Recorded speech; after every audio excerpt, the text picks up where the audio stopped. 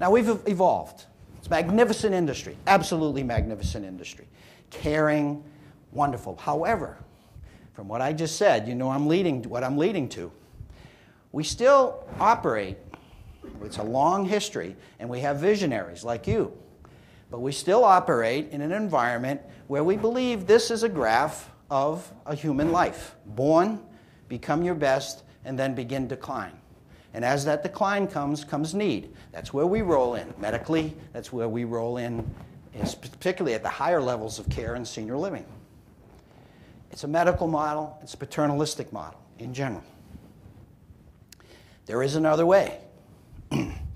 We don't have to take this. As you know, I feel like sometimes I'm bringing beer to Bavaria here with all of you. You are thought leaders.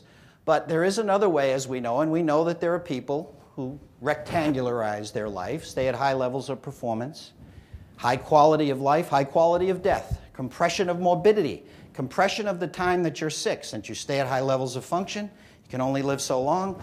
Your end, rather than being a long, slow decline that generates healthcare costs, that generates pain and misery, that generates a lot of cash for certain industries, there is this one, which to me is pretty clear resolution if you can effect this to healthcare costs. But it would change our industry, but that's okay. This is America. We would respond to it. But live long, die short. Anyone? I guess the others want to suffer. All right, that's good. All right, so the 80s, comes the 80s in Chicago. We see the demographics happening.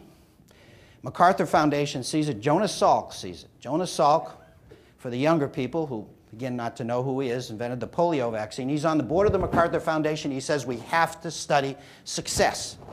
Look at the demographics. Look at the cost of medical care. Why is one 82-year-old on cross-country skis when another is in a wheelchair? We have to find out why. Because if there's something we can do about it, whoa, that can make all the difference. 10 years under these two gentlemen, big report, readable book. We have copies back there, don't we, Joy?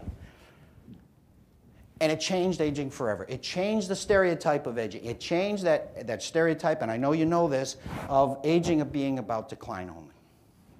Forever. Because it found and was very clearly demonstrated that whether you took the high road to aging or the usual route of aging depended more on your lifestyle choices. It was really up to you. Empowerment. Here comes empowerment. You know, we forget that it wasn't long ago, and this came out in the mid-90s, that we really believe as a nation that genes probably were a greater determinant of age, or fate, or whatever. We're enlightened now because of this research and subsequent research, but this was huge. This was a seminal work that empowered people and let us understand that it was lifestyle choices, where you lived, what you did with your life, who you associated with, what you thought about. You know, we become what we think about. All of that people could grow, have potential, all new. This was huge. They found that 3 common characteristics of people. This room's out of balance, you know that?